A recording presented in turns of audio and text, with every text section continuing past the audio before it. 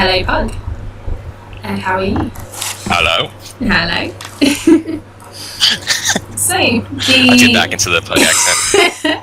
Oh, please do. It's beautiful. So, the last time we saw you, you were heading with the party towards the Fighters Guild, and then a big rush of wind and Eisleya's voice called to you, and you disappeared into thin air.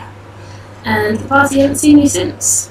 You, however, that rushing of wind that you'd sort of been hearing in your ears for a while, like dully, but it'd always been there as if you could never quite get it out of your head. It's coming up full force now, and you recognise it almost. The wind you've been hearing, you're swept away by Eisleya, and you appear on the windswept side of a mountain. The winds here are ridiculous. You can't hear your own footfalls and the crunching gravel and snow underneath them. If there was someone next to you, you wouldn't be able to hear each other speaking except if you were shouting. Any flames or fires would be like blown out. It's crazy. It's no different than being in a fighting ring with the crowd cheering you on. Yeah, pretty much. So you've got this, you've got the sword, and you've got this sort of thing inside you that is pulling you onwards. You're nearly at the top of this mountain, that's where you've appeared. You can't quite see any paths down, and the path ahead of you curls around, and it sort of seems to go round the edge of the mountain, heading upwards. So, following it along, it's cold and arctic windy. There's snow everywhere, there's gravel. You can see hundreds and thousands of other mountains potentially scattered around you. You can't really see the sky or the ground. It's all sort of white and grey and just caught up in all the winds and things. Game-making noises. Mm-hmm. It's not mine, don't worry. I'm on the right path. It's making good noises. Yeah, it's making good noises. Do-do-do-do! So, could you roll a perception with advantage for me? Perception with advantage. That is sheet. I got, and with advantage, I don't think I'm gonna roll higher than an 18, but yeah. So I got 18 plus fucking perception. 20. Ooh, cool. Alright. It is tricky because the winds are a lot louder than you've been used to, but you can still hear Eisleya's voice. It's in your head, but you're still trying to hear it over all the winds and things. And she says... Quite distracted. Normally it's her voice that's distracting, but at the moment it's the wind. And she's calling you onwards, and saying, close, so close, Pug. And you head on upwards, following the path. And anytime you sort of glance around, you can't see your own footsteps because the snow's completely covered them over. And you press on up, and you go round the mountain for a couple of hours, walking steadily onwards and upwards, trudging through the snow, until you find a cavernous entrance inside the top of the mountain. And it leads you on into the mountain itself in a big, hollow cavern. It's not very well lit, but it seems to be there's maybe like a torch further on down, because there's a little bit of light further down one of the corridors. Nice to be inside, right. It's interesting because you can still hear all the wind. It's not pushing you and buffeting you so much, but even when you're quite like half an hour's walk in, you can still hear all this wind rushing around, and birds apparently. Inside the cave birds, right? Yeah, the cave birds. Alright. Just definitely want to get in on the action. Of course. Obnoxious assholes. Cute and little and fluffy, but yes, they fly around. And occasionally they like bump into each other when they haven't seen. It's dark inside the cave. Yeah. So, as you head on inwards, you start to hear sort of other voices as well. And you look around, and the walls that are sort of stone and cavey seem to be moving and like pulsing. And as you walk through, you realise that actually they're sort of people, and they're odd and deformed and strange shapes. Some of them are almost humans, some of them maybe elf or dwarf, and you can't tell because they seem like they've either been grown into the wall or somehow caught up in it, and they've turned part to stone and they're sort of moving, and what you can hear is their breathing. And occasionally the sort of whisper of a no, beware. But you can't make out much more than that, and it seems that any time they speak, it gets sort of caught up in their throat and things. Gross. Okay. Pretty gross. I press on. I say, I can't help you now, people. I'm sorry. I have to press on. But God will help you once I free her. Empty Eisleya, right? Yes. Eisleya. Okay. Of course. It's been a while, Puck. It has. They can't actually hear you very well, and even you can't hear yourself. You shout to them, but your voice is sort of taken off on these winds. And even though you're deep down inside, the winds are still blowing about. You can feel them, they're not that strong, but they roar around quite a lot, particularly in the echoing passages and things. Alright, so the birds. Another bird collides headlong into the wall, and just, it's terrible, it's all going crazy. I know. Poor bird. It bumps into like a person's head, right? And they both go out. Yeah, they both go out, and it's terrible. And the person's growing into the cave wall, so they can't even do anything about it. They can't even duck out the way. It's just a big splat of bird mess. It's terrible. Oh my god. Unfortunate for them. Jeez. My heart really goes out to them. As the tunnel winds further down, you hear more noises and you can see sort of shadows across the wall. There's very occasional brackets in the walls where you've got little torches burning, or you've got little pits which have fire in them. They're all strangely coloured. They're sort of like a light iridescent blue, and it gives it a sort of eerie glow. It's not warm and welcoming at all. And these shadows down the ends of corridors sort of like dart past, and they look like little hunched over creatures who are sort of scattering back and forth. You don't manage to see any of them up close until you round a corner, and you can see a hunched group of 3 creatures who are gnawing on something that looks like a bone. They look up at you and they've got sort of dull yellow eyes from being in these dank caves so long. And you can see they've got like elongated limbs, and if they stood up tall, they'd probably be about your height. And they're sort of like that sort of golem-esque type thing of they've been reduced to this and were maybe once similar to you. And now they're not. This is the point where I will get you to roll initiative, because 2 of them are going to come running at you. Oh my god, okay. We just met, now they're trying to kill me. Initiative 12, 13. Okay. That puts you second. Alright. There's only 2 of the 3 attacking you at the moment. One of them is going to run up to you. Is going to try and grab you around the kneecaps. So, I'll do a grapple for that. Okay. So, can you do me a strength check, please? Alright. That I can do. Oh, maybe not. Strength is going to be 7. Ooh, versus his 14. Okay, in which case this little creature sort of run at you, and you sort of naturally expecting to be punched in the face or something. You weren't quite expecting it to sort of hug your legs, essentially. It's now hanging on, and you're sort of swaying there on the spot. The other one is going to run towards you, but you do have your action first, so if you'd like to attack, what would you like to do? I'm going to... Let me... I gotta... It's been a little while. That's okay. With your birds cheeping you on in the background. I know, encouraging me. Okay, so... Let me... Okay, so I'm gonna try to punch the one... I'm gonna try to punch the one that's on me.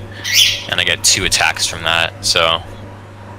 Alright, I'm gonna do attack the one that's on me. Alright, cool. God damn it. So that's gonna be 10.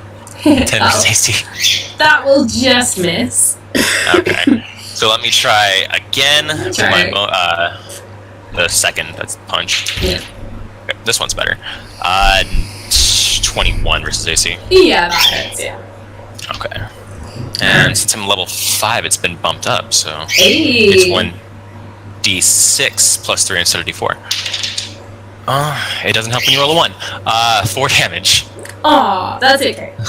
Are you gonna, are you hitting the one that's grabbing you around the legs, or the one that's running up to you? I'm gonna hit the one that's grabbing me around the legs. Alright, cool. So you sort of manage to like whack him around the ear. And it does sort of like pull its head out of the way, and he loosens his grip a little bit. So in your next round, you could probably pull free of him. In the meantime, his buddy has run up to you, and he is like going to sort of jump and try and claw at your face. And he is going to do a 12. Does that hit? 12 versus AC. No, it does not hit. Excellent. Let me read this real fast. I might be able to hit him back. Counterpunch reaction to melee to reduce. Okay. Does it have to hit me though? I don't know. As a reaction for it to hit you, I believe yes. Like, because then you can do a reaction like he hits you. You can react to it. Okay, so I guess it doesn't hit, so I don't get to do it. All right. Okay. That's all right. Yeah, it'll jump up, try and claw at your face, but you'll sort of pull your face out of the way, being not in as strong a grip from the one on your legs as it was before. The one on your legs is going to try and punch you in the stomach, and that one's got a 14.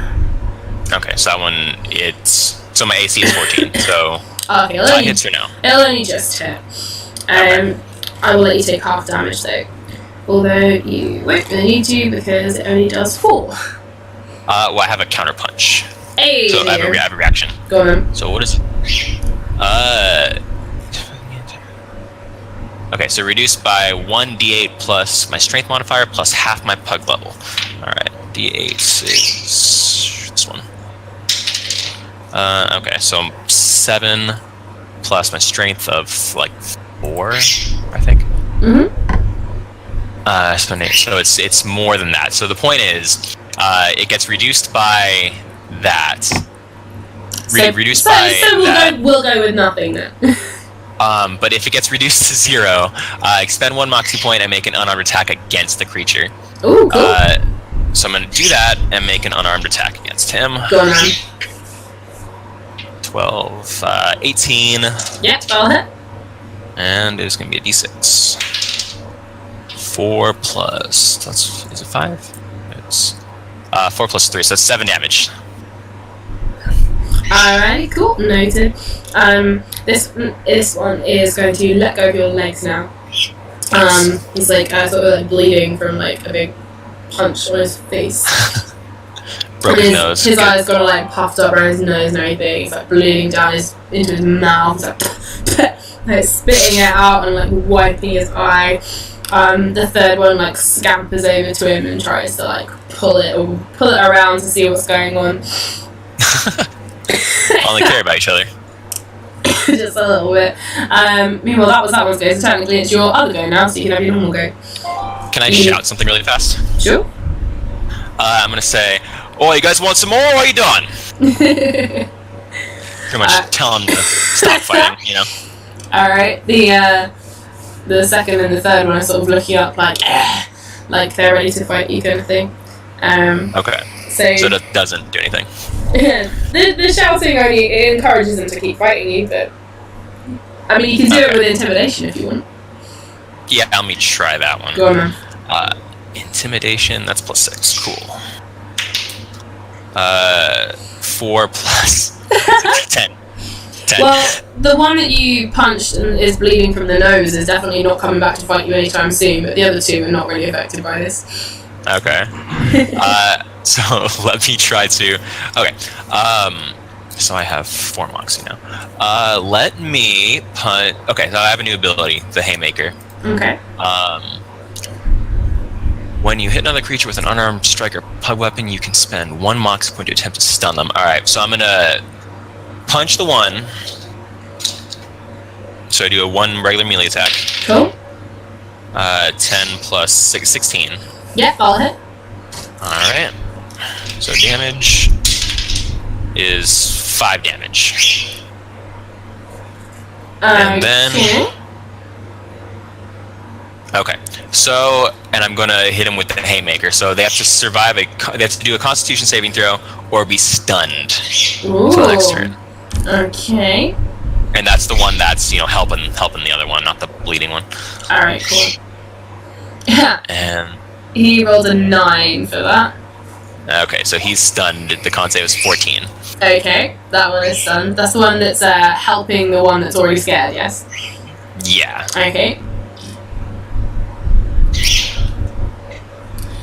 Alright, is that the end of your turn? Yes. Alright, in which case the other one is gonna come up and be all like, rawr. Rawr. Rawr. Like Cass's dinosaur. Rawr. I miss so much Cass as a pet dinosaur now, it's all gone crazy. I gave her that pet dinosaur. Yeah, you did. Dinosaur. His name is Brar, I believe. So. That's all gone mad without you. Alright, so this one's gonna literally run up and he's gonna like, having listened to what you shouted, he's gonna like consider what to do and he's gonna like stop and then just like try and kick you in the shin and then run away. So he's gonna just try. Just a hunched over Gollum character. Literally just gonna try and kick you. Okay. He got a 13 to kick you. Alright, so AC 14, so no. No, okay, so he tries to kick you, he misses, gets really frustrated, and then the other two are going to sort of like slip away into the dark. He's going to look around, notice that his mates have gone, and then sort of like run tearing after them, and they all sort of disappear down this corridor. I'm going to shout, yeah, you better run after them.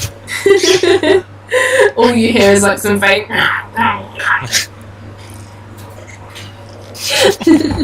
Okay. The bird agrees. Mm-hmm. Okay, so you carry on. The path splits off here. Would you like to go left or right? I did not see which way they went. They went to the left. Okay. Do I get a feeling from Eisleya or anything? You can feel that she is below you. Okay. Both these paths seem to be quite level, so at the moment you can't really get a feeling. You just gotta pull to get below. So I mean, you can start digging if you want, but it's all stone and rock. So yeah. So I don't think I can punch my way through the mountain just yet. I would love that. One day, level 20 pug. One day. Let me go right.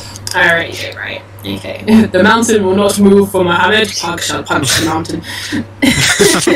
Just one punch man. Poof! The mountain is in Mexico now. Alright, you head on down this path and it's misty. It's quite strange. It's your feet aren't echoing anymore as you're walking and you're feeling quite light and almost sort of bouncy, a bit almost dreamlike, and everything around you is a little bit misty, but it's a grey mist, it's not a white mist.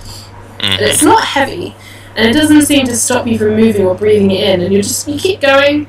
Occasionally you sort of like scrape the cave wall with your arm because you don't realise how close to the edge you are, but you keep going. Right. You see glints of what looks like gemstones scattered about, and in the walls, like the gems that potentially people would mine and things are sticking out as well. You can see. I just want to like run my fingers over and see if any are like a little bit loose. Sure. See if any are worth taking. Do a strength check. Strength check. Okay. 13 plus 17. Okay. One little green one does come loose in your hand, and sort of as you run your fingers along, goes ding ding ding down on the floor by your foot. You can't quite see it through the mist, but you know roughly where it landed. You can have a look for it. Okay, I want to look for it, and then kind of, well, if I don't fall over, I'll pick it up. All right, cool. Do an investigation check to find it through the mist. Investigate. That one's gonna be hard. Something you're not good at.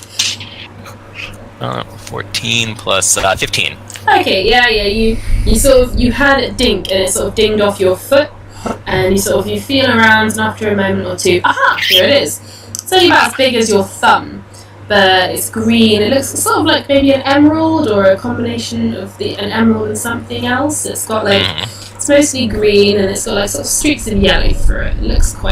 It doesn't look particularly magical, but it does look quite rare.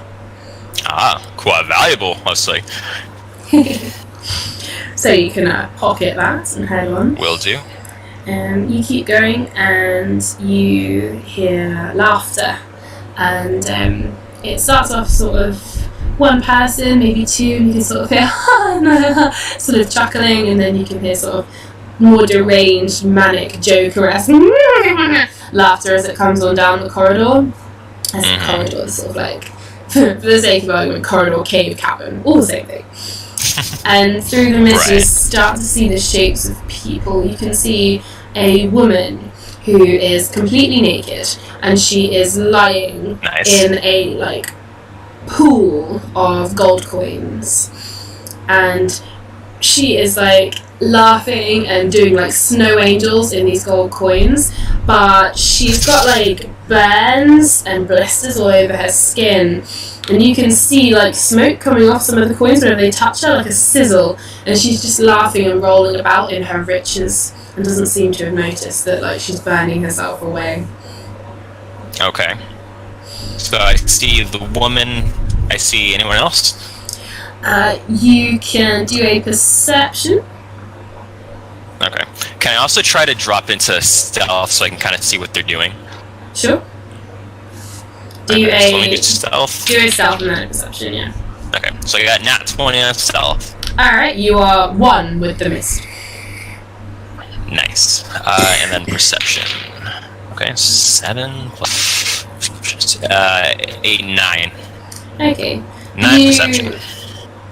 You sort of stealthily move through the mist. And it in a way almost blocks your vision a little bit, because to keep in with the mist you have to have a little bit in front of you. But as you sort of peer closer at this lady, you do notice some sort of dark hunched shape sat high up on the wall watching her. You can't quite make out what it is as you sort of stealth your way past. And you can hear more laughing, and you can hear what sounds like 2 grown men.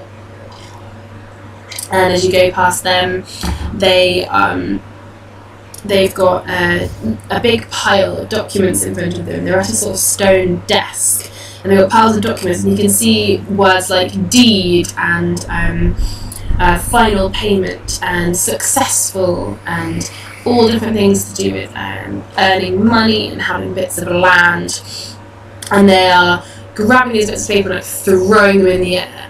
And every time the paper lands and they catch it, it's like a dagger doing a really big paper cut across their skin and things. And they're catching them and laughing and sort of throwing them to each other and catching them some more. There's always paper flying in the air, but it's cutting them, and they've got like cuts everywhere, all over their faces, their eyes, their arms, their hands, everything. Okay. So I'm going to...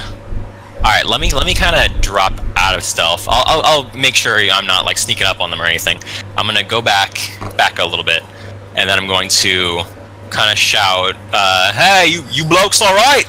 You guys doing okay when your papers and coins and having fun right there, mate?" Okay.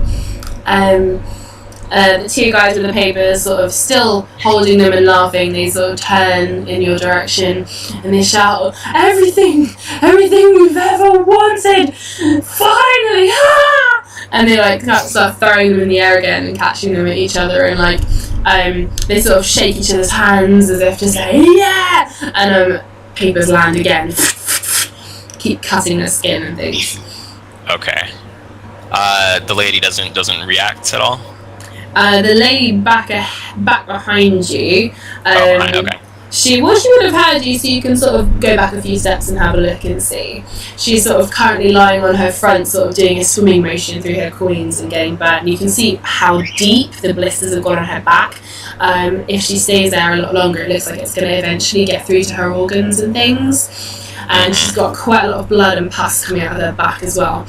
And she's sort of swimming, and she's kicking her legs up and down. You can see her toes pointed, and she's sort of going, finally! Oh, everything I wanted, it's mine. Oh, I'm rich! And, yeah. Okay. I guess I still have to act chivalrous. Let me kind of reach out to her and kind of pull her out of the... try to pull her out of the coins. Alright, cool. Do a strength check. Alright. Let me get some strength going on. 14. Okay. Let me just roll Ooh. Alright, you grab onto, say, one of her arms, and you start to sort of pull her away from this big pile of coins. A second after you do that, the dark shape that you saw on the wall moves and disappears, and you can't see it anymore. And then suddenly it's reappeared behind the lady, and it's like standing on her back, and she's sinking lower into these coins, and her hand is being like pulled out of your grasp slowly. Is she trying to grab onto me, or does she like even care that I'm grabbing her? She's holding your hand, but she's not gripping it, and she's not looking at you as if she's seen you as a rescuer. She's sort of looking at you as if to say, "Oh, you're coming too." Okay. Alright. And there's this thing, it's a shadowy monster. Like a shadowy kind of being. You can do a perception for it now if you want, because it's closer to you. Okay, let me try to do that. So 17. Okay. The mist sort of clear as you get closer to the lady, and it does look a bit like another one of those sort of hunched creatures you saw earlier. It's a bit bigger, and it's a lot darker in the skin and the face, and its eyes are more amber than yellow. Okay. I'm gonna try to intimidate it off. I beat your friends, I can beat you too. Get off the woman! 13 plus 6 is 19. Ooh. Alright. The creature pauses, and you hear a sort of growly laugh, like and it jumps back off the woman and sort of kicks her forward, so she comes sort of like skittering towards you, her hand's still in your hand, and she sort of goes flying forward, and coins come scattering with her. You can do another strength check, and you can pull it out of the pile now if you like. Alright, let me try that. 11 plus 15. Alright, yeah. You pull her out of the pile, and a few coins sort of scattered around her. As soon as she's out of the pile, she looks up at you, and for a second, she gets wild-eyed and crazy, and says, "The winds everywhere! My coins!" And then, in an instant, she's like crawling on the floor, trying to gather them all up to her, and like clutching them to her like naked chest, and she's like burning away at the more of her skin, the more she tries to pick them up, and she's like on her hands and knees, grabbing as many as she can. Okay. I'm going to let me try some. I know she's obviously being fucking magically induced. Let me try to persuasion her. Let me try to persuade her. Hey, can you can't see that these coins are hurting you. You don't need these coins. You need to survive. 7 plus 10. Ooh. Man, you're a persuasive motherfucker, aren't you? Tell me about it. You sort of flex a bicep in her direction, like, huh? Yeah, that's what I'm saying. That's exactly what I do, yes. She's holding your feet, but she doesn't look up at you. And again, her face sort of changes, and she does drop the coins, except for one that she's holding on to. And she doesn't seem to be able to let one of them go. But she does sort of stand up, and she is the similar height to you, actually. She looks human. And let me tell her. Okay, let me try to tell her it's got to be all. It's got to be all of them, or you'll never be free. All right. Do a persuasion again. All right. Flex on their bicep at her. Oh, that's a nat 20. Nice. Hey. All right. She looks down and sort of almost looks sort of horrified, and drops the coin back on the pile.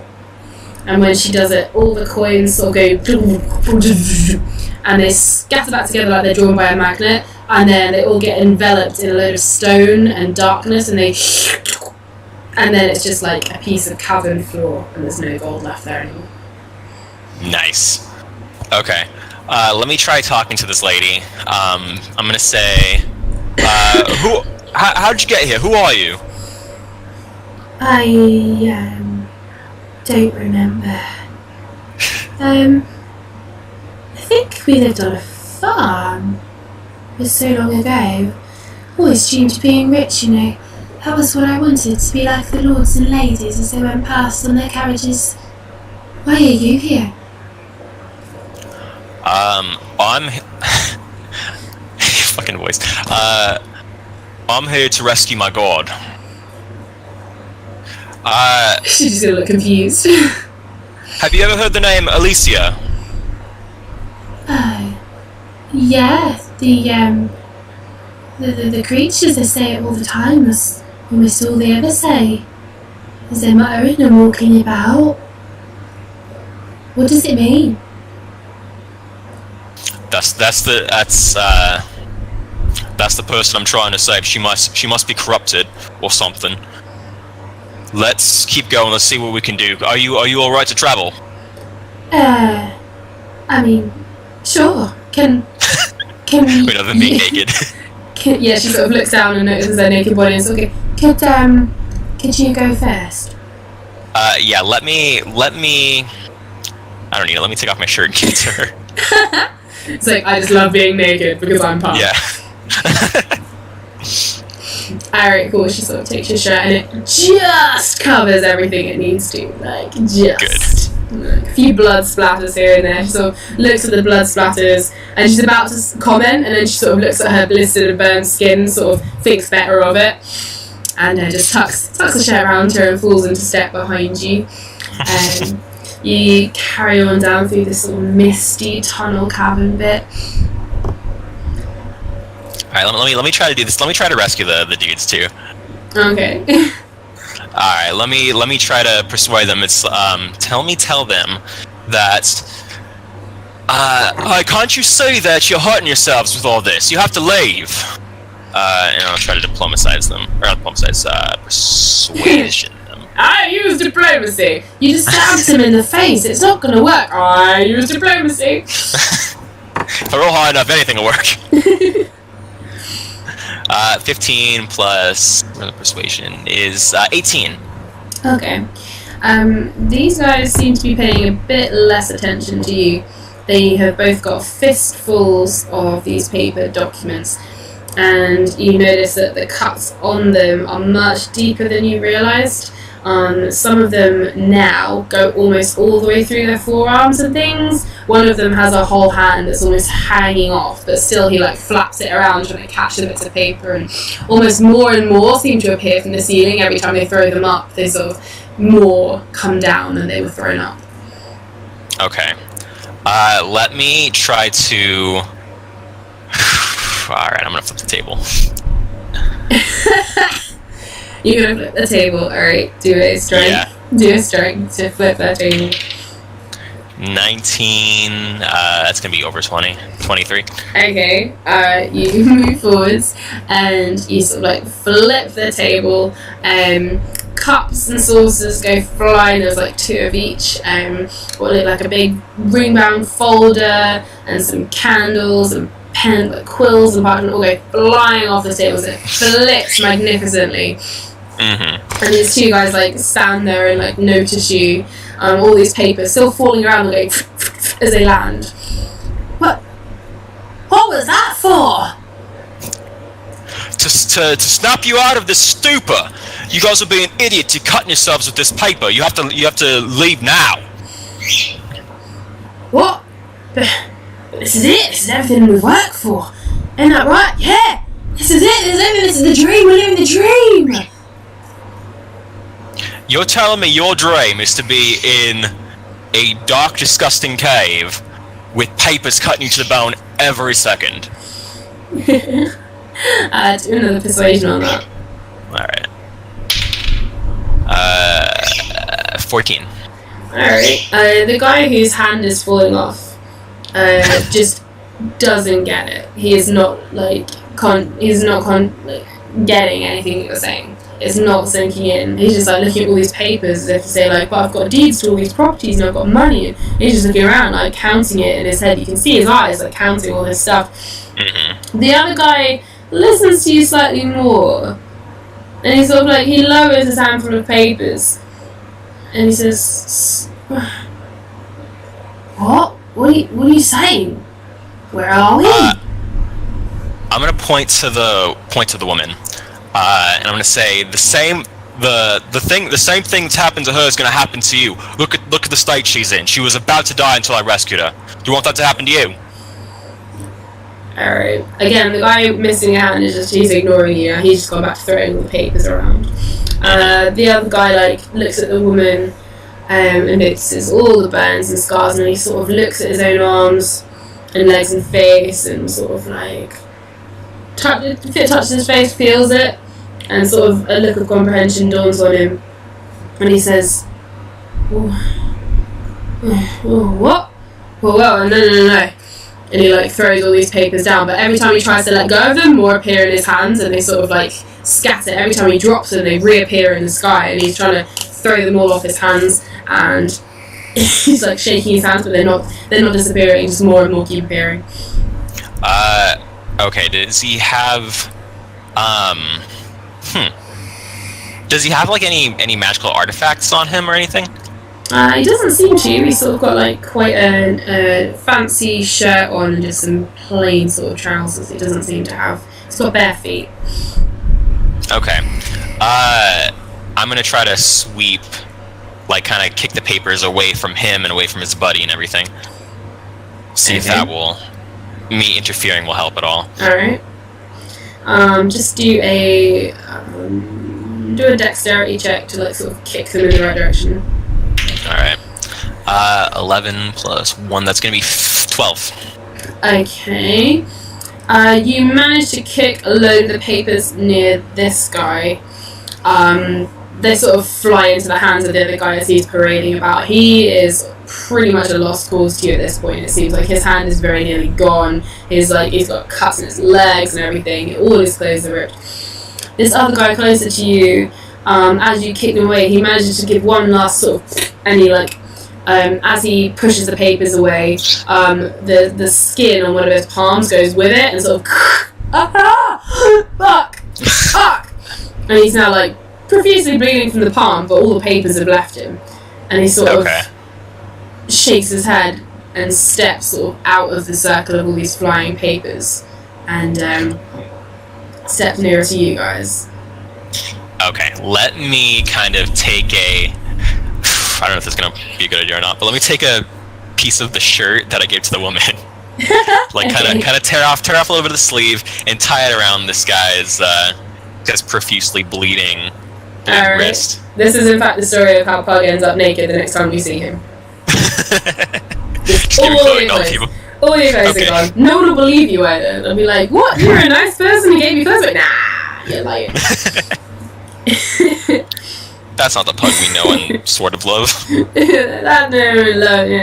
Love, yeah, same thing. Yeah, the Pug we are acquaintances with. The Pug we put up with in a company for some reason I can't think of right now. It'll get back to me though. Alright. Eventually we'll figure it out.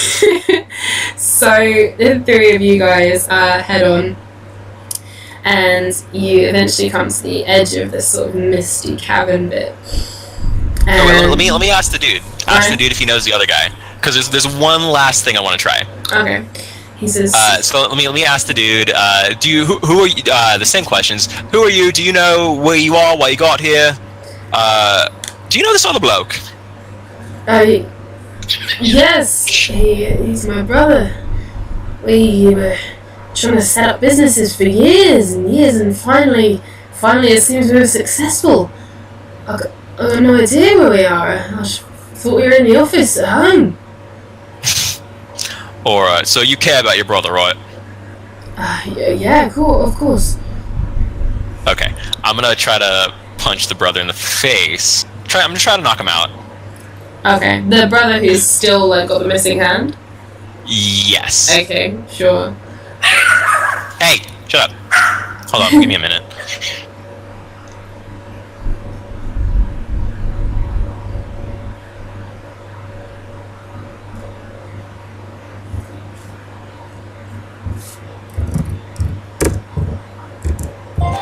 Okay.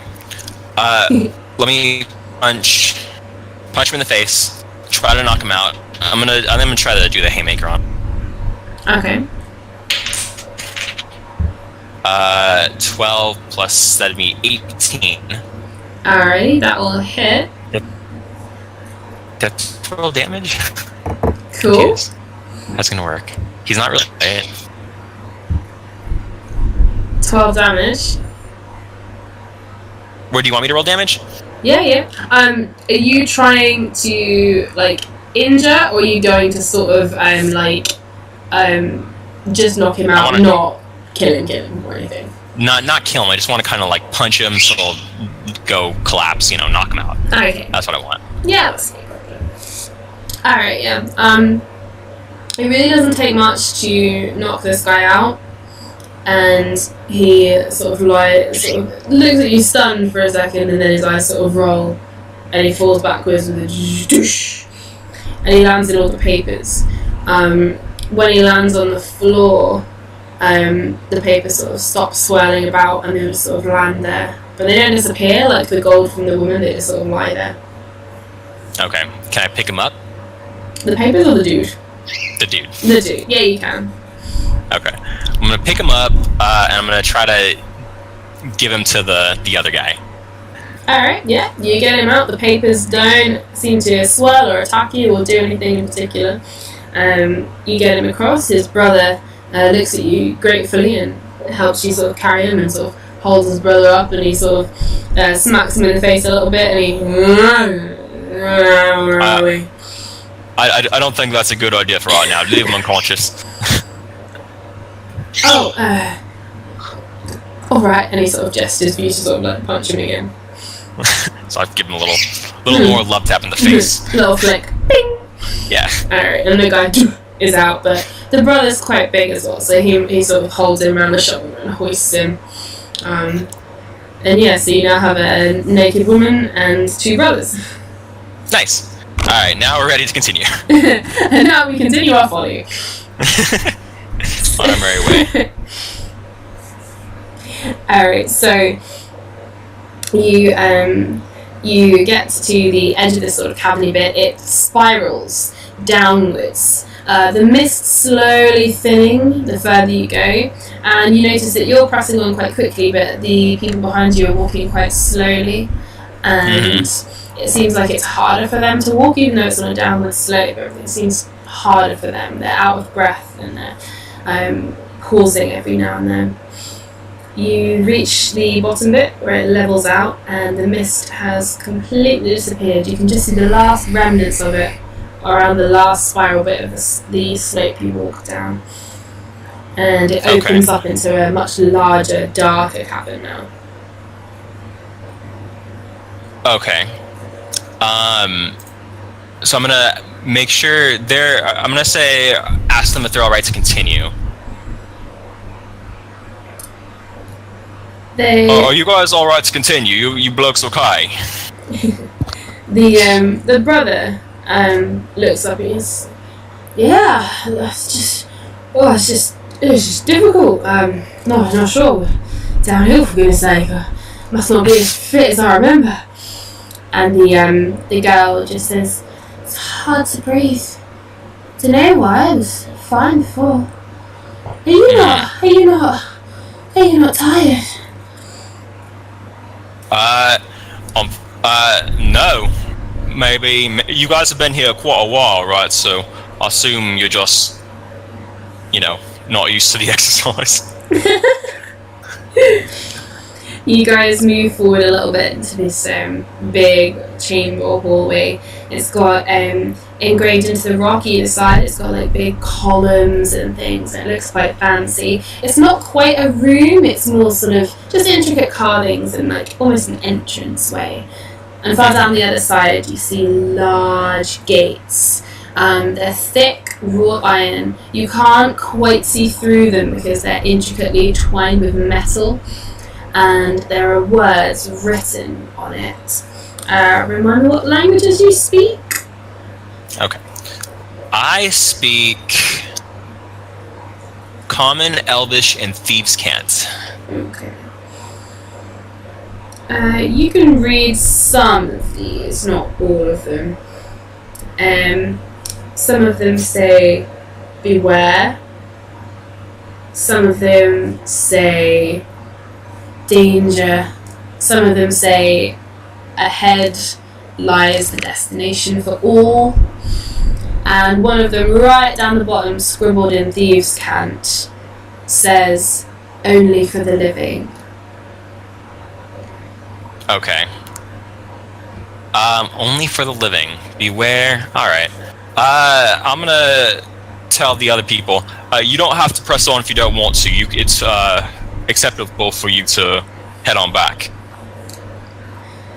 The guy holding his brother up sort of is looking around, sort of saying, well, don't really know where I'll be going back to. I feel like pressing on might be the best solution, to be honest with you.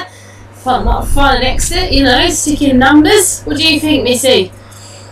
And the girl is sort of looking around saying, I don't want to go back. I don't want to be tempted by all that again. Who knows what would happen? Who knows? Alright, yeah, I'll protect you as well as I can, but I'm not making no promises. Okay. And I attempt to push open the gate. Okay. They're not locked. They've got like a little like a ring thing where you pull it and it twists up and the latch comes off and you push inwards and both gates they creak open together and it's sort of a double door. And they both do against the stone wall behind them. And you can see a corridor that starts off quite wide and then gets quite narrow. And the stone is quite deep red here. It doesn't look blood splattered, it's like all one colour. It looks deep, dark red. Okay. So it's like, and it's more ornate, I get not ornate, but not like a cave wall, like more like it was built. Yes, and it's a lot narrower. It's getting narrower as it goes. It's still passable, but you go 4 at once, then 3, then 2, and then single file. Okay. Alright, I'm gonna keep walking on through. Alrighty. As you step through the doors and you start making your way down this next corridor, you hear a sort of gasp behind you. And looking behind you, the 2 brothers step through first, and they have started to be swirled around by mist, which has appeared again. The girl is just on the other side of the door watching this in horror, and the boys who step through first get caught up in a bundle of mist, and you hear that wind again. It's fainter down here, and you hear that horrible rush of wind again, and the brothers sort of sucked into this mist and disappear. Oh my god, okay. So they were walking in front of me? They were just behind you. They stepped through the door after you. The girl is now on the other side of the door, like, looking, big round eyes and shaking her head. And there was no time to, like, kind of grab onto them or anything? They were gone too quickly? Yeah. Okay. Let me try to grab onto the girl's hand and try to pull her through, like, say, I've got you, it's okay. Okay.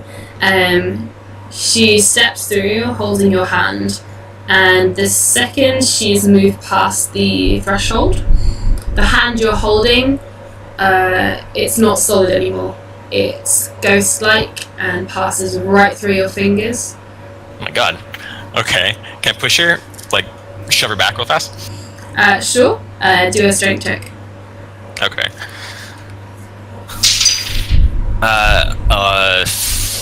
15.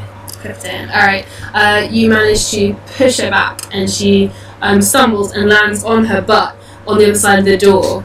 The hand that was ghostly that you were holding has now vanished, and so she's got no hand on her right arm. It's not bleeding or anything, it's just gone. It's not a part of her anymore. And she's sort of lying on the floor. And you see... Actually, do me a perception check, quick. Oh my god. What's happening? Perception check. It's a natural 1. Alright, no, you didn't spot nothing. Okay. The girl starts to look at something that's written on the gate, however, and her eyes go wide and she seems to understand something that you don't, and then the gates start to close on her and she's going to be on the other side of them and they're going to shut with you having gone through them. Can I rattle them? Like try to pull them open? You can do, yeah. They're slowly they're closing. Okay. I'm gonna ask what do you say? What do you know? Okay. Do a persuasion check because she's kind of freaked out right now. That's 12 plus persuasion is 14. Okay. Just before the gates shut, and on your side you can't see through them. Even on the other side they seem to be quite intricate and you can see a little bit. You hear the tiniest whisper of a voice just before they shut say, "Only for the living." Oh, there were ghosts. Well, not quite. Oh, well. That would probably have been kinda. Okay. So I know I'm alive, hopefully. Alright. And I can't see her. No, you can't see her through the gate. You can see the room a little bit. Like, this is a really intricate ornate gate and you can like peer through it. You can't see her where she was sort of half lying, half standing on the floor. But you can see a little bit of the room, but that's it. Okay. So I guess there's no, and the gate's not open. I guess there's no choice but to press onward, unfortunately. Only the living. Okay. Yeah, you got some affirmation that you're not dead yet, it's fine. Yeah. Maybe they were vampires. Maybe. Alright, I'm gonna... We'll never know now. Okay.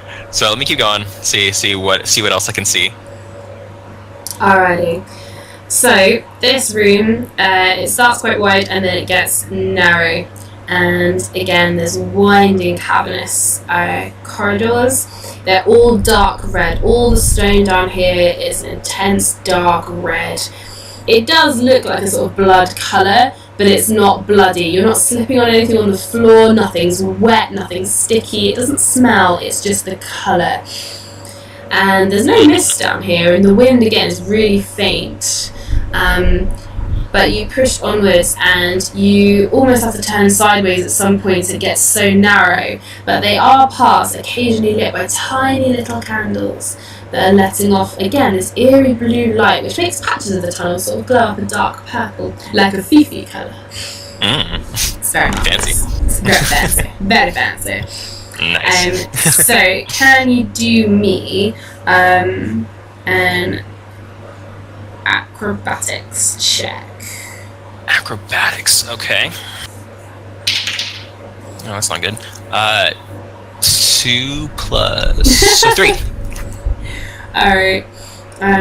You, after some twisting and turning, find yourself in a dead end, which gets so narrow to a point that your shoulder gets stuck for what feels like hours, and you spend a long time sort of working away at it, trying to free your shoulder.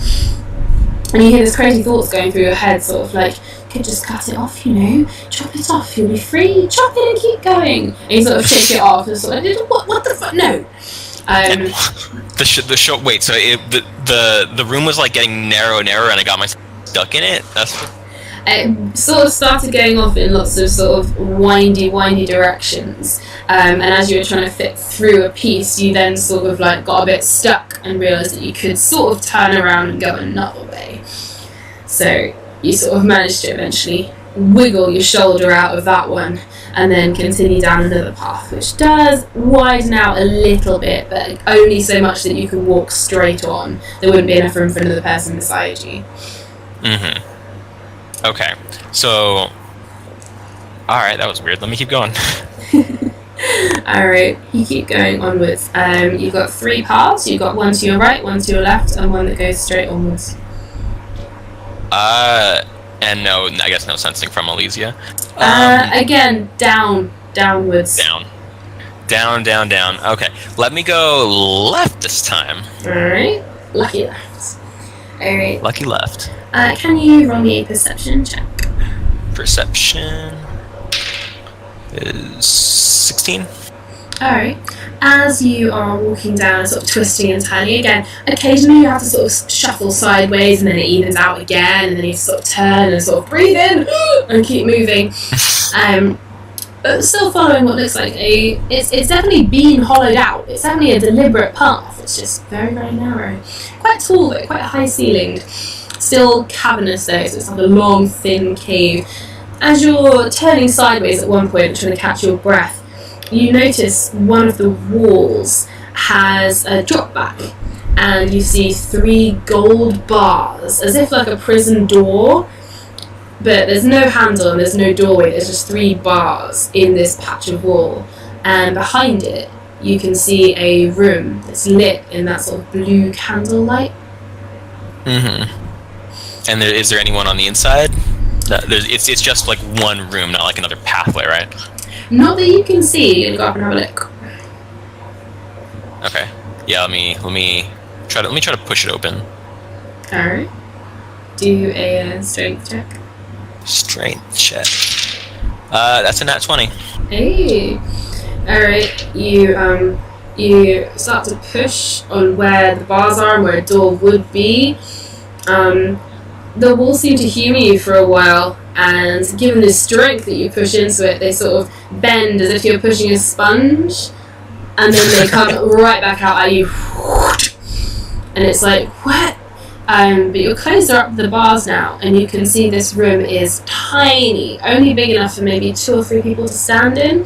You can't see anyone in there at the moment, and it's really low compared to the ceiling where you are right now, but you can see that there is a quite ornate table in the middle of it, covered with a dark red sheet, and on top of that there's a little stand, and in that stand there's a big, thick, it's like gold and yellow book, and it's probably 2,000, 3,000 pages long. It looks huge and ornate. It's got intricate designs around the edges made of gold and silver leaf, and they twirl up into feathers, and that's what's keeping the book closed. It's like wrapping around it like feathers, encasing it in silver. Okay. So the bars were like they bent and went back. Okay. So can I like kind of push 2 bars aside and step in, and then like let them go back behind me? You can try. Do a strength again. Alright, let me try that.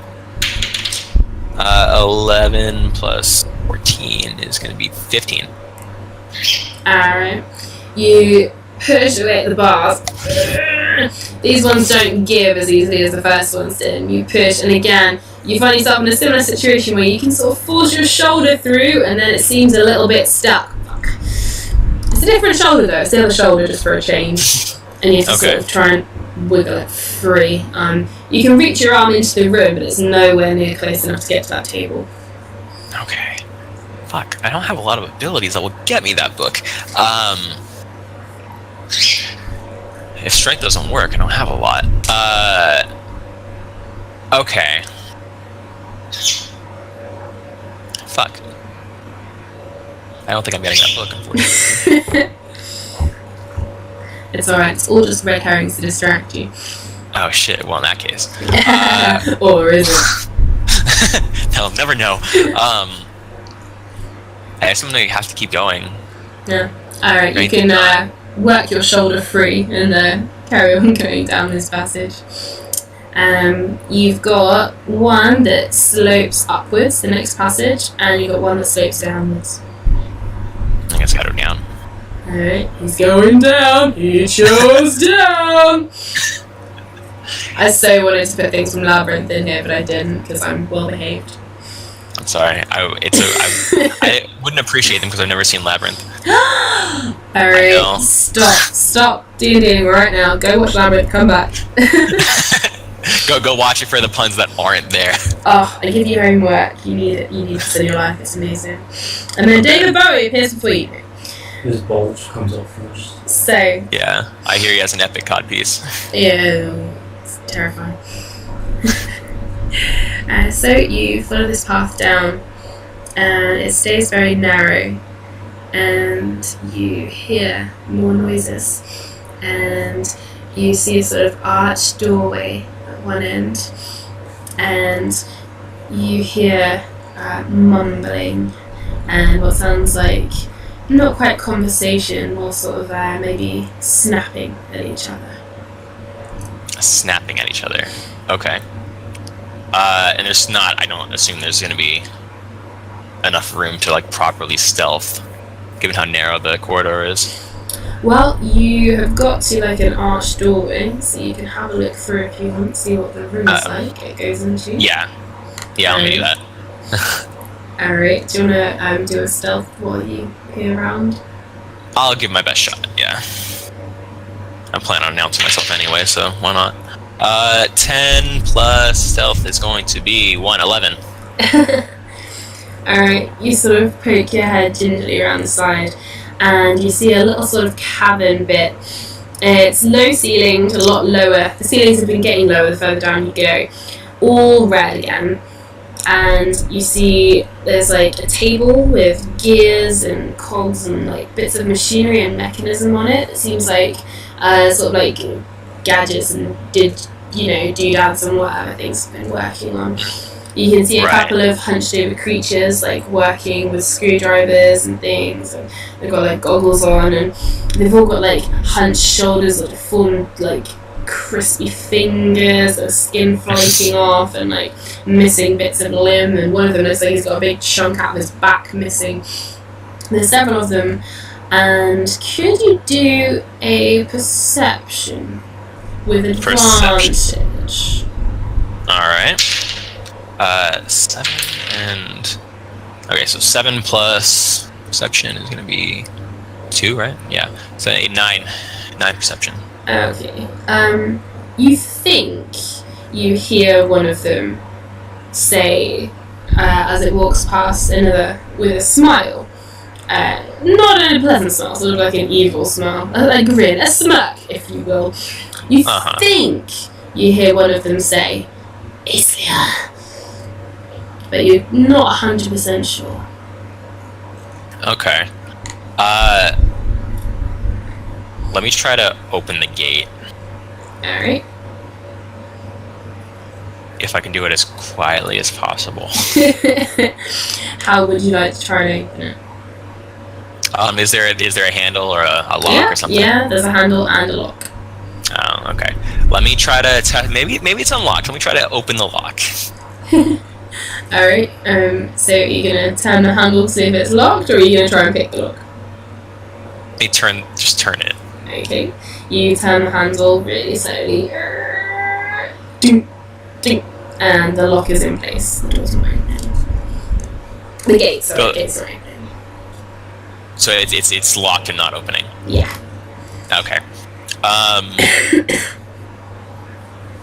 Let me call to them. Be like, "Oi, I heard you guys like Eisleya." Alright. Instantly, like, every single one of them whips around.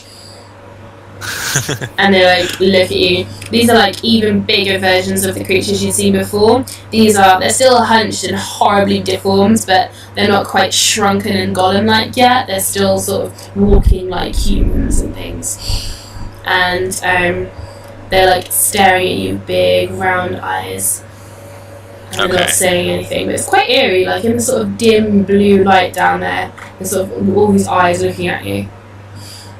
I'm gonna say, I like Eisleya too. I was wondering if we could work together to try to rescue her.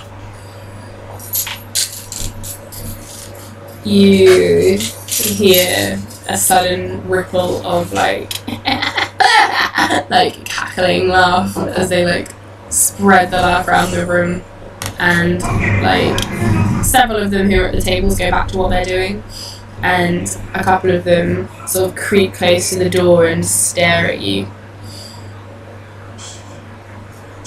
Can we come to an arrangement?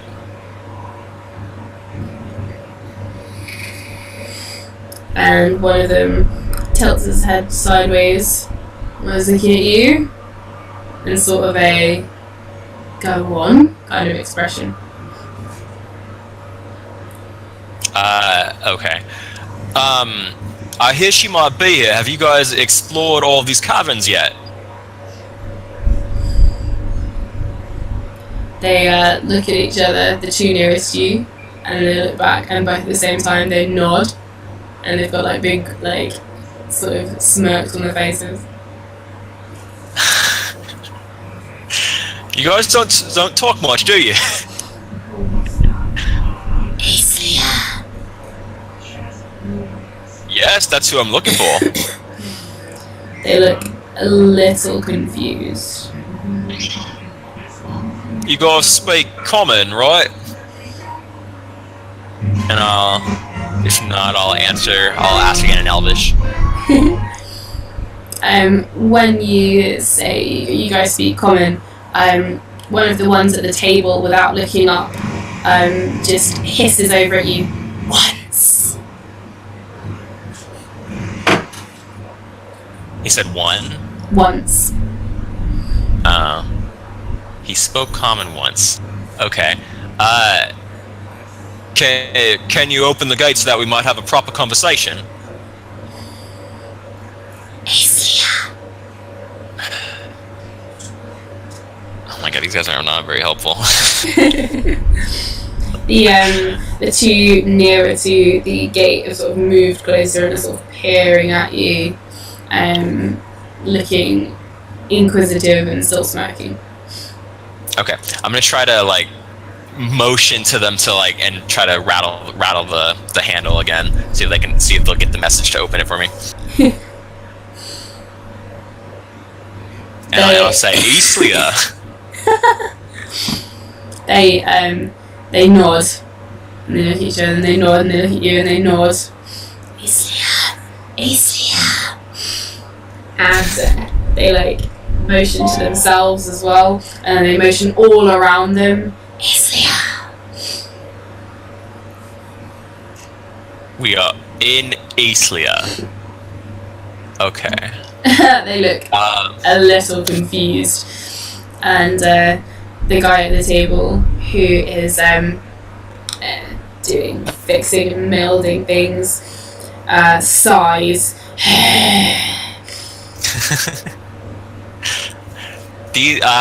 Your friends on. I'm gonna shout to him. Your friends aren't getting the message. Can we? We are in Eisleya. Everything here is Eisleya, right?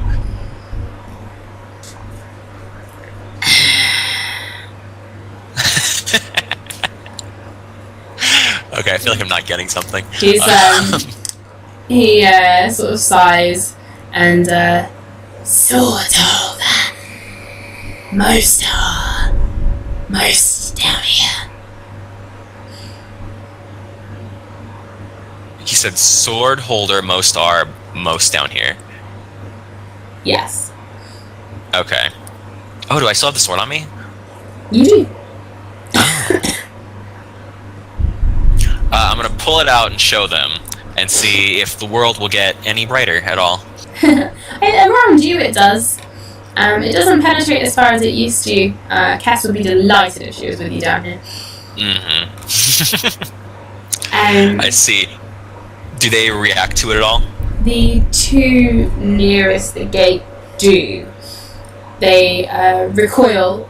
You can't tell if it's at the light or if they recognise the sword, but they sort of bounce back. And they start to meld back into the walls again. It looks like they can become one with the walls as well. And you see the walls sort of like swallow them up. And then you see little shapes in the walls sort of go across the ceiling and disappear away. Okay. Alright. I don't think I'm getting into this room. I don't want to go back exactly. Because there was the up room and the down room. Yeah, there was like the up path and down. Alright. Alright, you guys have been very helpful, but I think our business here is concluded. Thank you very much, and I'm going to turn and walk back. Alrighty. As you do, I'm just going to roll for these guys. Okay, one of them notices a sword, because they weren't really paying you a lot of attention. One of them notices a sword and leaps up and runs towards the gate as you turn around and like is rattling it. And he can't quite form words. It seems he's almost forgotten how to speak common. But you're getting sort of rasping noise like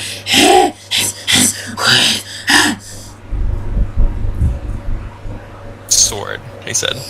I pull it out and show it to him, like out of arm's reach, of course. Oh, you want this, do you? He does like flatten himself against the bars and like starts swiping his hand through it. I'm gonna point to the handle Of the door, yeah? Yeah, of the door. Okay. Alright. He looks and sort of stops trying to reach for it for a second and looks at the door handle and he like puts his hands on it and it goes and it opens inwards towards him, and he seems to have taken it that you were saying, hey, there's a door in your way, if you open it you can come get me, because he is now like running at you through the door. He's like throwing it open and it's like running at you. Okay. I'm gonna put the sword in my backpack and kind of grab him. I'm gonna try to grapple him. Alright. That's strength, right? Yes. Alright. Oh, god damn it. That's gonna be 6. Okay. So you try to grab, but he's scrabbling at you and trying to like reach his arms around the back to like grab the sword out of your backpack and stuff. So he's almost like flailing too much for you to really get a good grip on him.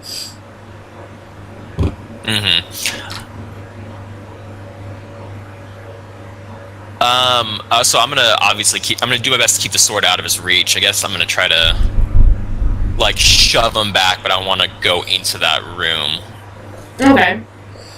Just do a general strength check, just sort of like shove him back and walk in the same direction.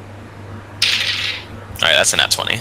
Hey! Alright, yeah, you manage to sort of like throw him bodily to the floor, and he sort of he like bounces to the floor and he scrabbles up as you walk into the room now. And he's like grabbing the arm and the attention of everyone he can, because they all seem to be wandering about, not really paying a lot of attention. Some of them seem to have routes where they sort of walk around the room. There's further rooms, it looks like. There's a big stone arch further down and sort of darkened bit down the other end. A couple of them have walked towards that we've seen that haven't paid him much attention. But he managed to grab a couple of them. How many are there? In here right now there is 5. You've seen another couple head down the corridor though, so you think there's at least 7. Okay. And so they see him making a lot of noise. How does everyone else react? The ones he manages to grab the attention of, they look at him confused. And he points and he's pointing at the sword. Or he's trying to. It's still on your back, right? Yeah. Alright. In my backpack. He's trying to like point and he's saying things and you can't quite understand it. It's like broken English turned pigeon English that's been like almost turned troll. It's really like odd language. But the others seem to understand it and click, and instantly you've got 5, like all 5 of them stood up, dropped the things at the bench, claws out. And the one with the goggles on his head, who can speak a little bit of common to you, he stands up with them and he says to you, knew one day you'd come. Are you trying? Yeah, you're right, Akaim. Are you trying to? Are you the ones keeping Eisleya locked up? They all look a little confused at this. but sort of shake their heads at you. You've got a sword. Yes, I'm trying to return it to her and free her. Are you gonna help or not? No. Eisleya. And they're all sort of like shouting. And can you do an initiative for me? Okay. 12. Can do.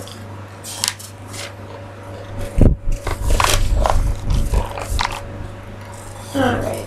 The adventures of Pug continue. Okay, you got 12, yeah? Yes. Alright, so this guy is not going yet, but these two. And there's 5 of them. That's not good. Mm. Okay. Huh. Well, that one got a 2, that one got a 6.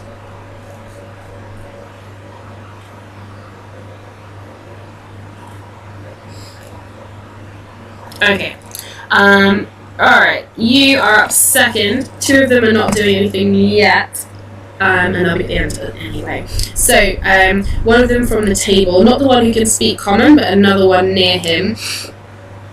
He leaps up and is going to run and make a claw attack straight at your chest. And he is going to roll a... Ooh, that's 20. So that will hit. Mm-hmm. And he is doing you with both hands, so 6 points of damage from 2 claws straight into your bare chest because you took your shot off. Right. Oh, okay. I had unarmored defense, it was fine. 6 points. Yes. Alright. Okay. Alright, and yes, it's you now. Alright. I'm gonna try to punch that one, and I'm gonna try to punch you in the face. Alright. Oh no. Oh no! No, that's running away from me now! I tried to almost fell off the chair trying to catch it. 16. Alright, that will hit. Okay. Alright, so that's gonna be 4 damage. Try to punch him again. 19. And this one's going to be 8 damage. Alrighty. Alright. And, and if I can shout, if I can shout with intimidation, oh wait, don't want to mess with me. I'm fucking. You don't want to mess with me, man. I spout like a blood curdling like growl. Just like. Which, yeah, hopefully it'll be. It's 13, so hopefully. Okay. Hopefully it's a little bit intimidating. It's a little bit intimidating. The one who crawled away from you and was like shouting for the other's attention, he is intimidated. I got one of them. You got one of them. It's fine. Alright, so the next one is going to go, and this one is going to try, and it says something to another one, and you can't understand what he's saying.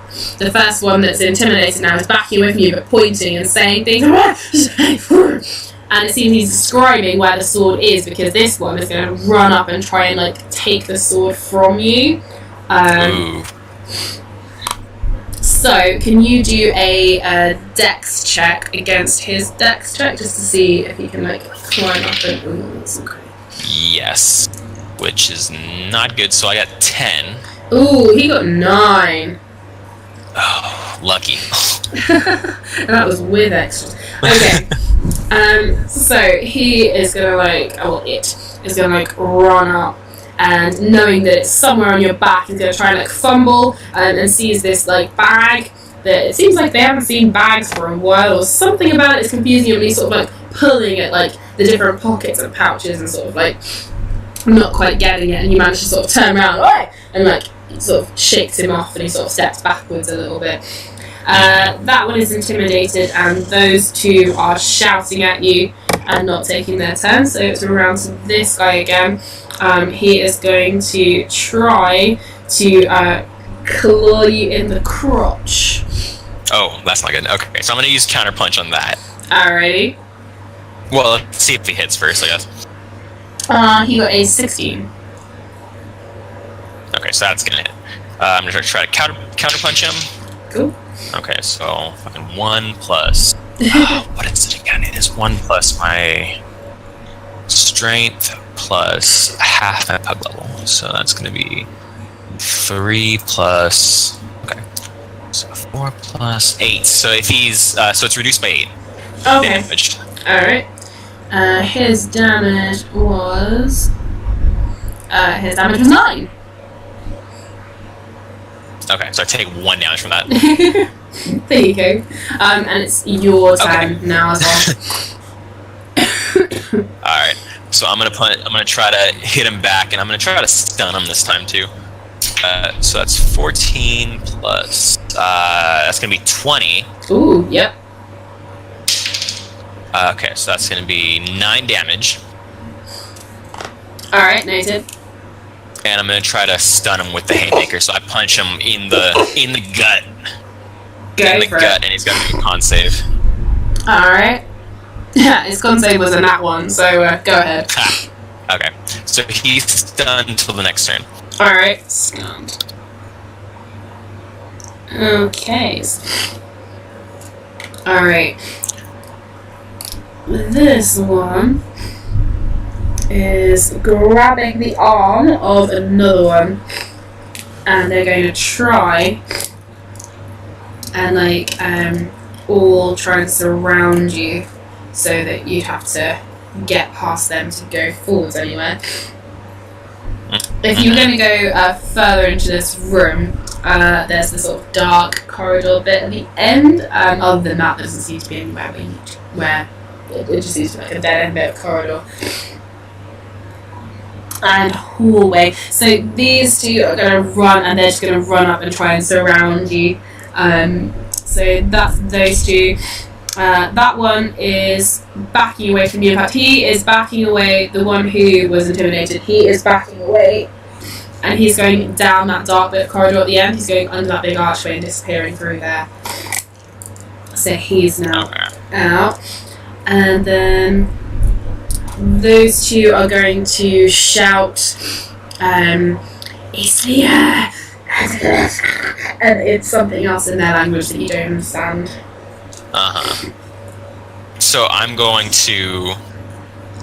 Okay, so there's 4 left in the room, right? There's 4, and they're sort of trying to like surround you, and they're trying to like keep in your way. And you notice that they are not guarding the door you came in by. They're all trying to like stop you from going down that dark corridor like in front of you.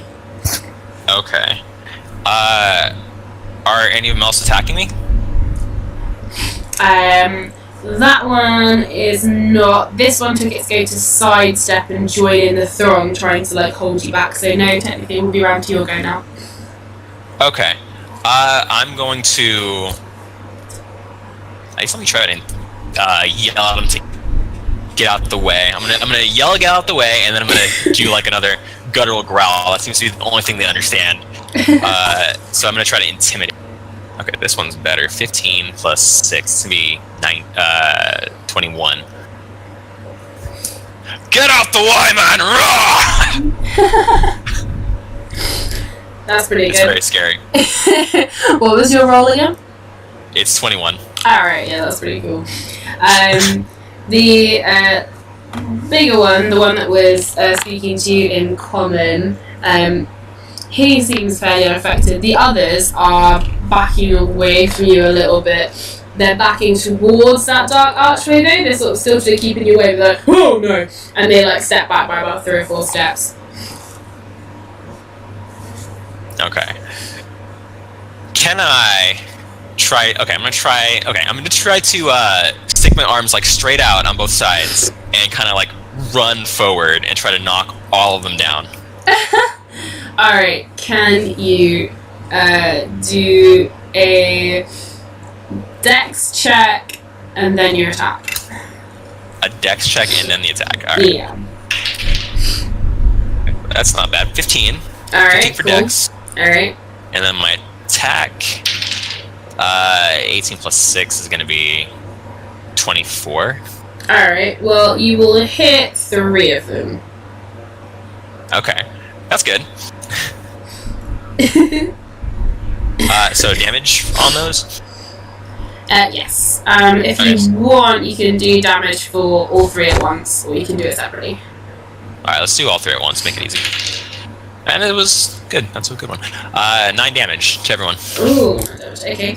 The first one that you had been hitting falls to the ground and sort of like curls up into a ball and slowly becomes one of the rocks that's part of the stone wall. And the other 2, and the other one is now going to come forwards and attempt to get in your way and then duck out of the way because he sees you swinging your fists. And the other 2 do take the hit. And they are, again, you're pushing them back. One of them goes flying against the wall, the other one is pushing back further. So now between you and the dark room they're trying to push you away from, there's only 2 of them. Okay. Are they going to do anything back to me?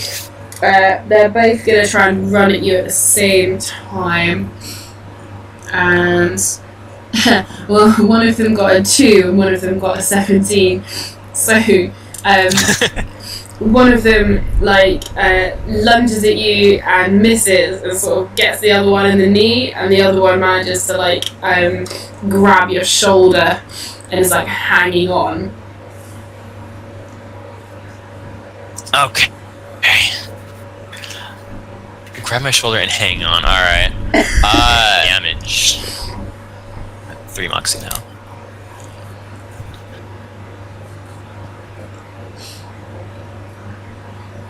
Alright, so yeah, you've got one hanging off your shoulder, another one hanging on that one that's turned into a stone, an intimidated one that's now back completely into the dark place, and another one that you've knocked out.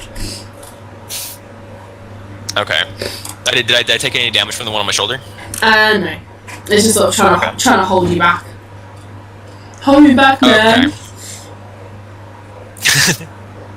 I'm gonna try to grab him and let me try to grapple him. So I'm gonna grapple him strength. Okay, 12 plus 16 to grapple. Alright, yeah, that'll beat him. Okay. I'm gonna try to do this catnap. Look at this stuff real fast. It's kind of cool.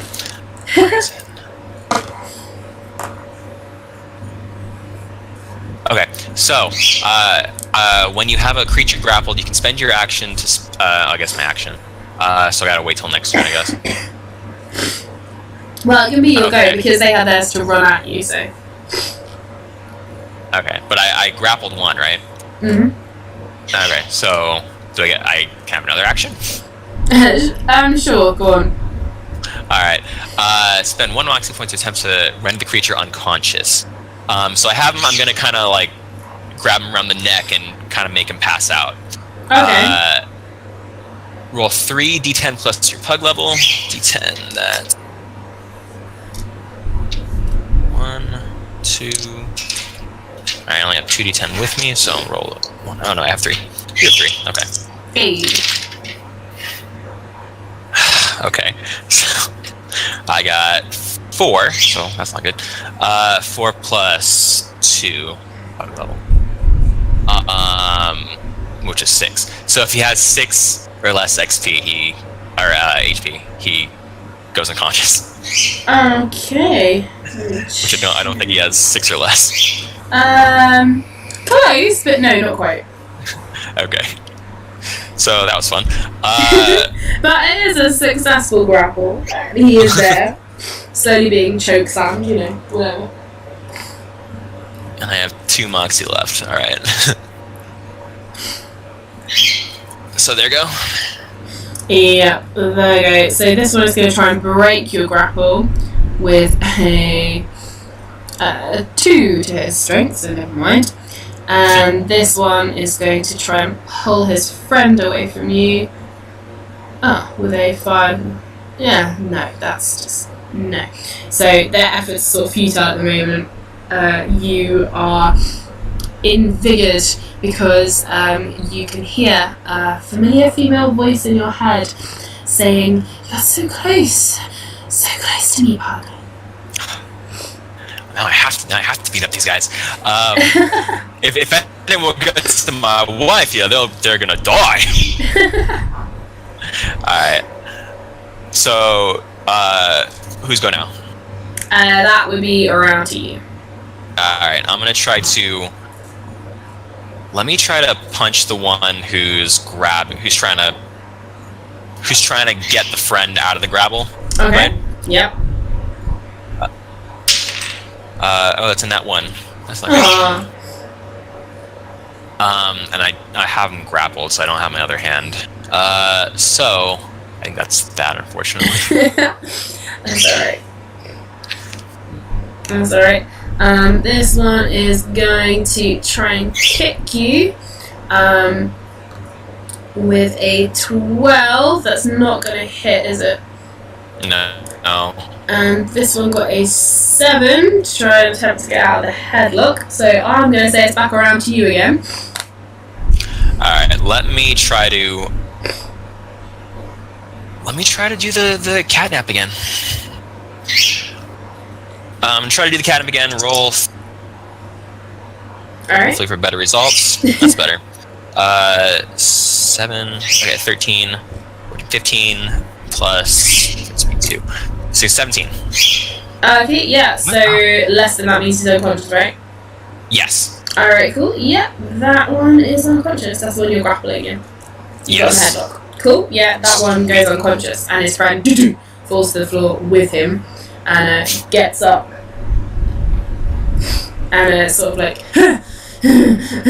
realizes he's pretty much on his own, and sort of runs and tries to block the door, but it's like wide enough for 3 people, and he's got like quite little limbs, so he's trying to like spread himself in front of the door. Not the one you came in, sort of dark one, so I'm trying to. Right. And it's just him. It's just him in here at the moment, yeah. Okay. Let me. And this is not the one that speaks English, right? Or common? No, that was the one that you knocked unconscious. Oh, I see. Well, my mistake. I'm gonna stand like right up to him, like, and look down at him, and give him another intimidating move. Uh-oh. Alright, go for it.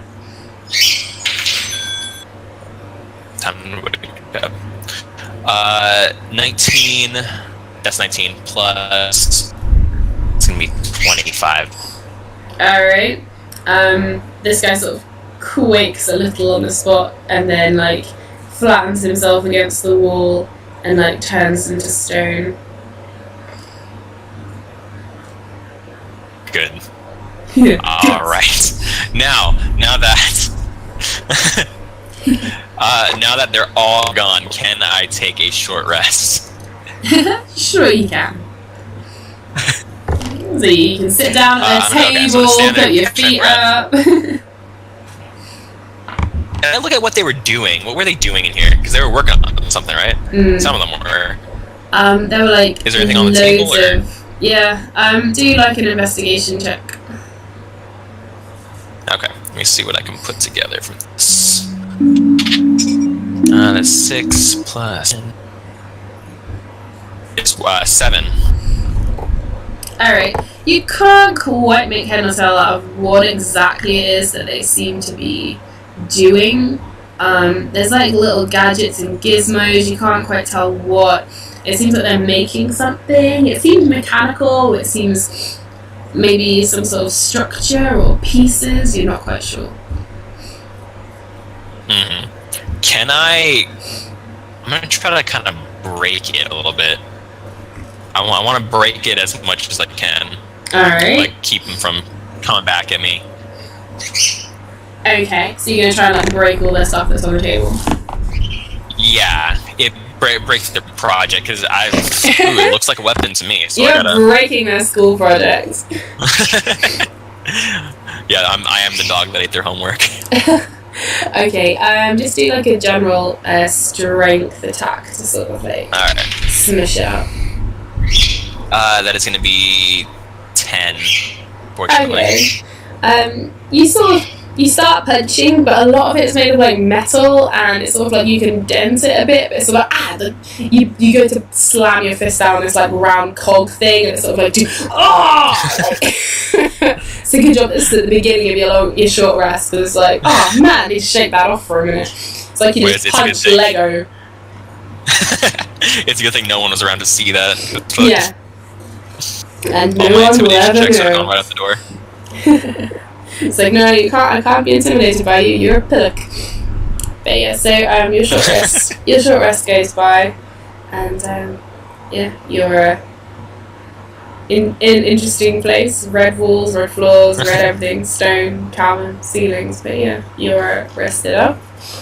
So what would you like to do? Nice. I'm going to have 3. Or no, I do have 4. Okay. So I have 40 12s left. Alright, so I'm back.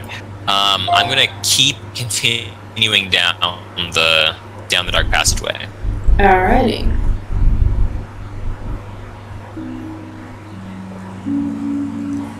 Alright. You head on down, and it is dark. It's like inky black dark. And it's long, and it's narrow, maybe 2 people wide, but it's closed in.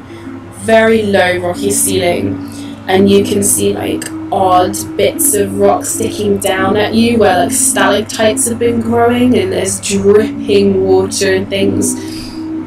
And again, you can hear this rush of wind, and it comes up almost a bit louder now, like in your ears. But again, it doesn't lift your hair or anything, you just hear it.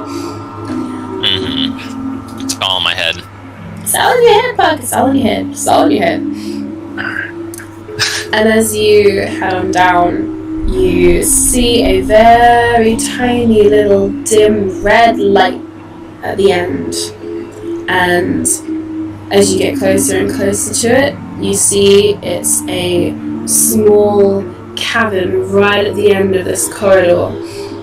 And you think maybe there's other rooms or passageways branching off on either side, but it's so dark you couldn't tell what was just wall and what was like entrance. Okay. Okay, so let me... I guess there's nothing to do but to keep going. I can't tell what was a wall and what was an entrance. No, So like, I came to a dead end is what you're saying. you could like feel the walls if you wanted as you went, because it's so dark. Like there could be 100 entrances around you and you never know. Okay. Let me kind of see the first available path I'm going to try to go down. Alrighty, do a investigation check at disadvantage for the sheer darkness. Like, even anyone with dark vision at this point, it's so dense and dark, it's like... Oh. Okay. I have 60 feet of dark vision, but unfortunately. So I got 13 and 10. Okay. 10 in 11. 11 investigation. Alright. So, you sort of feel around for ways you can go, and you can feel like really small passages, like again more narrow ones, and they branch off. There's 2 on your right hand side. They're like the narrow ones where you had to turn sideways, and it seems like there's more of those down here, sort of winding off as well. As you're moving forward, the red light at the end is getting slightly larger as you're getting closer to it, and it seems to be lighting up a sort of chamber. Let me, you know, on second thought, let me just, okay, so I found two passages. Let me just head towards the red light instead. Get as close to that as possible and see what that is. Going to the red light district. Oh, shit! So, you head down the corridor a bit, through the dark towards the red light, and you suddenly feel a do-do, like your heart pounds really heavily all of a sudden. And you feel that voice, wherever Eisleya has spoken to you before, you feel the same way you felt, but you can't hear her voice anymore. You just got that feeling as if you'd suddenly heard her saying something, and it washes over you for a second, and you sort of slightly sway on the spot, and then you keep going, and you persevere down the rest of the corridor. And when you get towards the light so that it's brighter, it's still really dim, and you see it's lighting up a really low-ceilinged cavern, and it's got huge pieces of what looks like machinery all around the walls. There's pipes and wires and cogs and gadgets and levers and buttons and things. And right in the centre of the room is a really long cage. It's made of metal, and it's got mechanical fastenings on it. And I shall put you a picture in so you can see what it looks like. Sweet.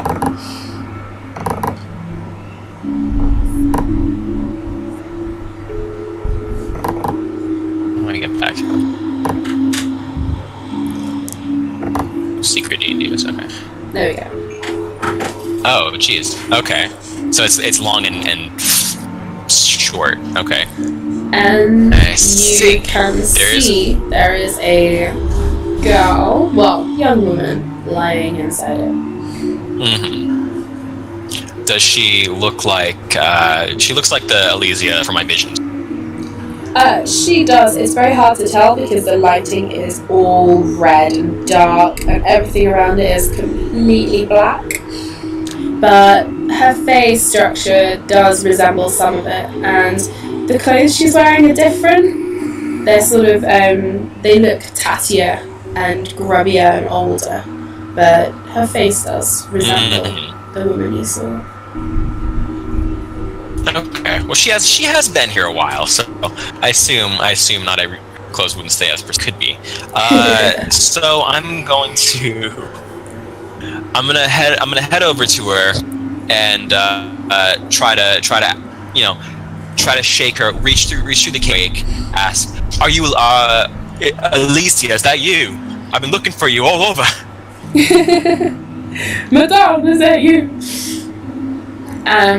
You go to reach through the cage bars, and you feel a zzz, and you get shocked for only 3 points of lightning damage. Okay, that's not too bad. 3 point. Okay, so I can't reach through the bars. Well, you physically can, but every time you do, you get shocked. It seems that the contraption that's built around this has a mechanism that means as soon as you go through, it's got a sensor which shoots electricity at you, or some sort of lightning. Okay. Let me see if I can find some wires or some kind of connection to a control panel or something. All right. See if I can deduce where this is getting its power from and where it's getting its instructions from and everything. All right. Do an investigation check. God damn! I keep rolling 7s. It's gonna be 8. Okay. There is a whole mess of wires going on. Like, this is, you open up the back of one of your guitar amps or something, there's just a whole mess of things going everywhere. There's wires, there's cogs, there's gears, there is everything. It is ridiculous. And it's very hard to tell. There's a lot of things. Let me find the biggest, shiniest, reddest button I can find. And push that. Alright. You find the biggest, reddest, shiniest button, and it doesn't do anything. You push it, and it clicks, but it seems that whatever this function is, it's already done it. Okay. Let me push a few more for good measure. Find the second biggest, and then the second shiniest. Maybe push a few of them. One of them extinguishes the red light, and then you turn it back on again because you then can't see any of the buttons. Because again, even with dark vision, it's dark. It's not even darkness. It's blackness. It's not just it's a bit dim in here. It is pitch. Just it's black. Right. It's not like a normal cave. It's like it's pretty darkness. Pretty fucked. Yeah. Alright, so let me turn off the light and then try to reach the cage again. Alright. You turn off the light and you go to reach through the cage. Your hand goes all the way through this time and the lightning doesn't strike you. And okay. You can reach through, but your hand sort of like, I'm going to say you went through the middle, and as your hand got through and it gets close to the girl, you see something else that lights up, and there is a symbol on the back of her hand, which is the same one burning on your chest. I believe you got yours just above your heart. And that same symbol is burning on the back of her hand, and it glows up brightly as soon as you get close in the darkness. And it lights up. Okay. And so we can kind of see now. You can see a little bit, yeah. The girl has got her eyes closed though, and doesn't seem to be responding to you. Okay, so I reach through. So I'm gonna try to do what I want to before. Shake her, see if it's a normal kind of. You're gonna do a Shrek, aren't you? Like, I got one of the snoozers. Yeah. Wake up! Wake up! All right. Well, you can't just go in for the kiss, because that's kind of rapey, So.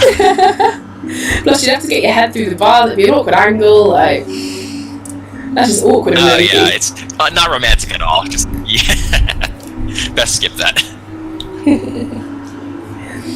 Alright, so you sort of go for the wrist and sort of shake around the wrist and maybe in the waist or something. Her body sort of moves and it's slack. Her head sort of rolls from side to side. And you sort of can you do a dex check with disadvantage just quickly? All right. Okay. There's monsters in here. Boy. 5. Okay. Total.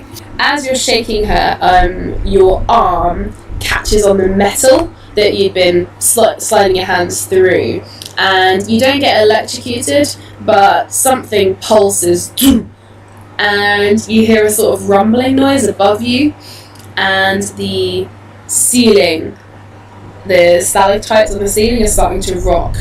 And they're not sharpened or anything, but there's a lot of them and they're heavy. And it looks as if dinking the bars has made the ceiling start to rumble slightly. Oh shit, okay. And they're right above her. They're above her and you and the rest of the room, yeah. Alright. Okay. Because the next thing I was going to do was kind of to break open the cage, so that's not happening anymore. Yeah, you can still try, by all means.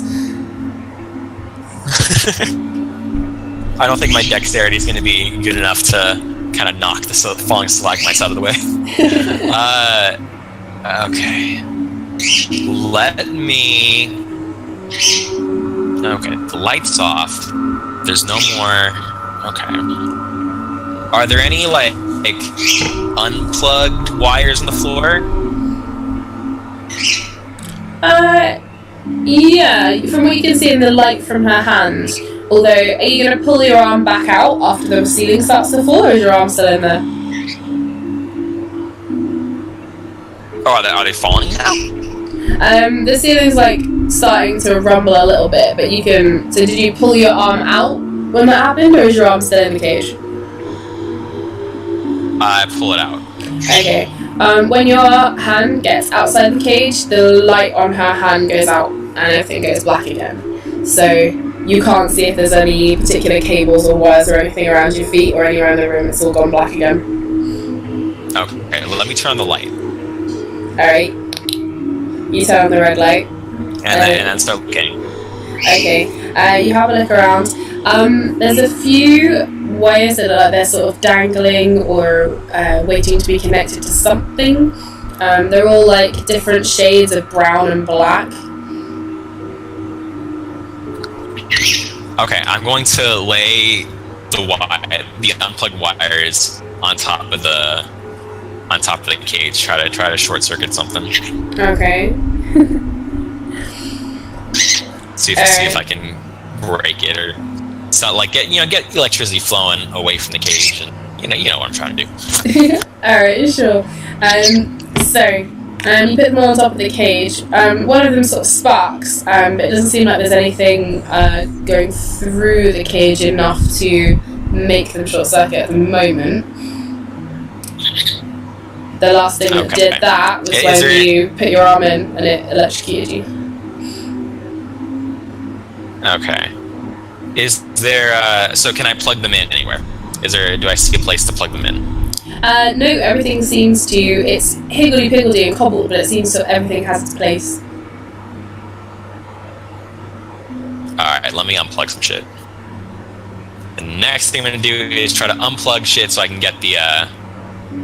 try to get, power away from the cage. So I can reach in and try to open it or something. As you go round, you start pulling on things and you follow wires to find bits where they can pull out. A lot of them connect up the top to a sort of big mechanism at the top.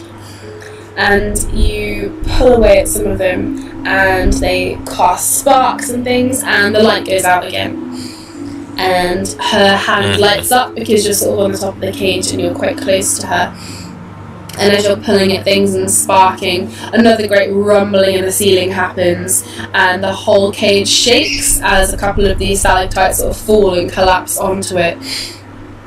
And suddenly, really loud in your head, you can hear, it's a soft voice, it's just very loud and very close to you.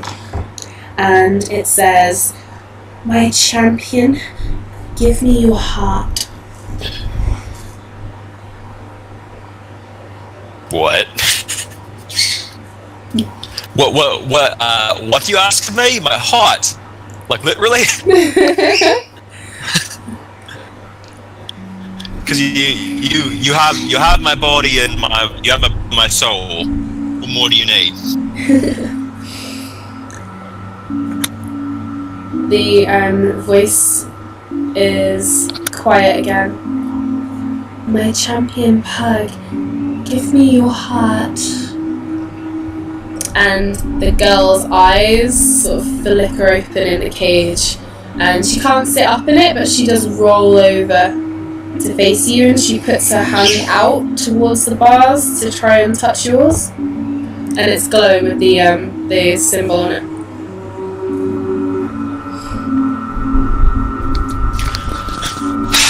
Oh boy. Okay. I'm going to give her. Okay, I'm gonna reach out and grab her hand, and see. I'm gonna grab her hand, see what that happens. Okay. Does she want anything else? You grab her hands, and the lightning that ran through comes out again, but you don't feel it. It sort of hits your hand, but as you're holding on to her, it sort of seems to ricochet off almost. And her really bright blue eyes meet yours, and she pushes your hand back, and she reaches her hand out, and she touches the center of your chest where the symbol is. And for a second, you think it's going to go all Indiana Jones, she's going to literally rip the heart out of your chest. But she doesn't. And there's a pulse of big blue light in a massive pulse, and the sword pulses at your back, and it flies out and lands in your hand, the other hand that isn't holding onto her. And the ceiling and the cabin start to tremble and collapse, and you feel a warmth of explosion go through the two hands, and then you're blasted back and everything goes black. You can't see either of your symbols like glowing anymore, and the ceiling starts to cave in. You can hear the rumbling, you can hear doosh, doosh, doosh, doosh. You can hear rocks hitting the floor. Can you do me a acrobatics check? Okay. Acrobatics. So that's not natural. Okay, you manage to sort of spin on the spot and get out of the way, and the whole room in its darkness is suddenly lit by a sort of bright blue glow, and you hear a mechanical sort of like ripping noise, and the girl is stood up straight with the remnants of the cage like scattered around her, and she walks through the falling debris towards you, and she gets up close to you and reaches her hand down that's glowing with a symbol to take yours and help you to your feet. I take it and accept her help in getting up. Alright, as she pulls you up, can you do a charisma check? A charisma check, okay. 17. Okay. As she pulls you up, she holds your hand tightly and steps in close and pulls you in, and she kisses you full on the mouth. Nice. It's like warm and cold all at the same time, and you feel something strange like rustle through your spine, and something feels odd, but at the same time you feel a rush of sort of warmth, and all your hit points are back up to your full capacity now. Nice. Okay. So if I assume it feels kind of otherworldly, Yes. right? Like not of this world. All right. Not like no kiss you've ever had before. Okay, it was a good kiss. I hope. All right, I'm gonna say, Alicia, I've been looking everywhere. I'm so happy to have found you. I know, my champion, but I remember so little of my life before. Let us return to our home plane, shall we? Let us. Where are we now? How did we get here? What happened? What is this place? This is the plane known as Pandemonium. They send people here who they do not like and trap them for all eternity. To be forgotten. To be forgotten?